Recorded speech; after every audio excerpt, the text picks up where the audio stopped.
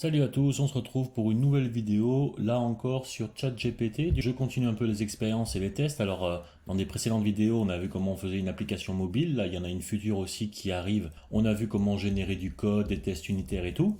Et maintenant, ce que je voulais essayer de faire, c'était comment on pouvait, par exemple, générer du code comme là, mais l'intégrer directement dans les fichiers. Alors pour ça, au lieu d'utiliser l'interface de ChatGPT qu'on a utilisée jusqu'à maintenant, on va utiliser l'API OpenAI directement dans nos scripts. Donc pour ça, il faudrait créer un compte, d'accord. Donc je vais de toute façon fournir sur mon blog qui va être en lien avec la vidéo. Comme ça, vous aurez aussi le code qu'on va faire dans la vidéo directement et comment on installe OpenAI, les packages et tout directement.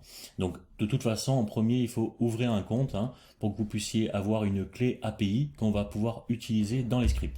Donc après avoir créé le compte directement, euh, ensuite, ce qu'on fait là, j'ai un exemple de code là, tout bête ici.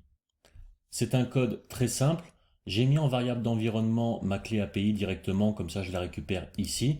Et ça, c'est voilà, la structure basique, on va dire, au niveau du script, pour pouvoir faire exactement comme on fait avec l'interface. Ça veut dire là, par exemple, poser une question à ChatGPT et nous, la réponse, on la fait sortir à l'écran avec les différents paramètres et mesures. Donc là, actuellement, après, il faut pouvoir orienter les réponses de façon un peu plus précise, parce que là, par exemple, quand on va essayer de le lancer, normalement, il déconne beaucoup, il y a beaucoup d'humour à ce niveau-là. Donc, au niveau des textes, voilà, il balance ChatGPT, tac, tac, tac, et ensuite, bon, humeur, bonne, et ainsi de suite. Bon, il essaie de faire un délire. Donc là, c'est au niveau du texte, mais nous, on va l'utiliser maintenant au niveau pour générer directement du code, mais en même temps créer les fichiers. C'est-à-dire qu'au lieu de faire le code et après copier-coller, on va essayer de prendre le fichier et enfin prendre le code qui va nous retourner et l'inscrire directement dans un fichier. Pour cela, c'est très simple. Je vais copier. Alors déjà ça, j'efface. Je vais copier ça. On va le mettre dans le fichier main ici, là, qui est vide directement. Et la réponse, de toute façon là, on va fermer ça.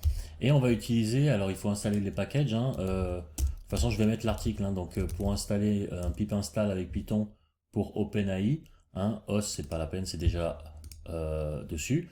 On va utiliser aussi du coup d'autres packages. Donc pareil, il faut faire un pip install pour les installer. Donc pour pouvoir du coup indenter le code, que ça fasse du coup comme si on avait eu comme si on va générer un vrai fichier avec du code dedans.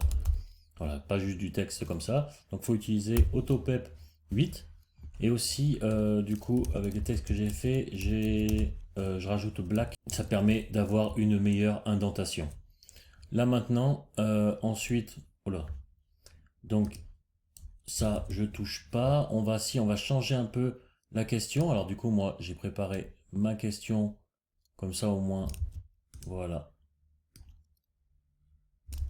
Ici, générer un script Python simple pour ajouter deux nombres, tout simplement. Et là, ici, on va changer. On va utiliser le DaVinci Codex directement.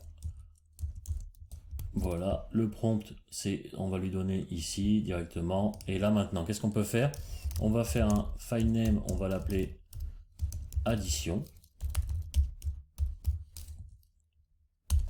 Là, on va du coup ouvrir le fichier, écriture. Et là maintenant, on va pouvoir du coup envoyer directement le code. Enfin, on va formater le code que l'on va recevoir de la réponse de ChatGPT. Fix code black, ouais. Format str. Et là, je prends la réponse de ChatGPT directement.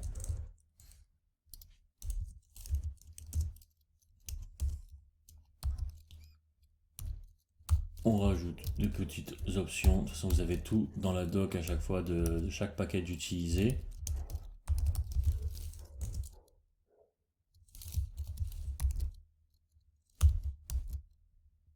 Ensuite,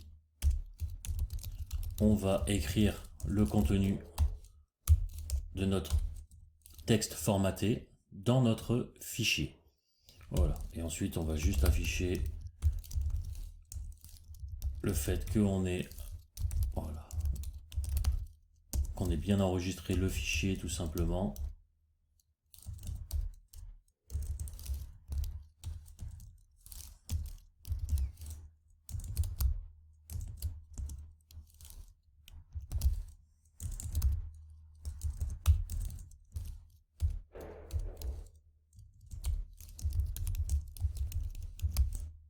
Avec succès. Plus qu'à exécuter notre code. Non, alors du coup j'ai une erreur dans mon code. À la ligne 27.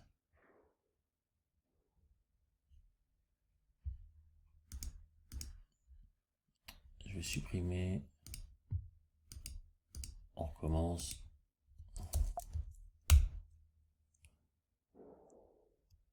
Le fichier addition a été créé. Voilà, il nous fait un petit fichier directement, très simple, hein, comme on lui a demandé, qui permet d'ajouter les deux nombres.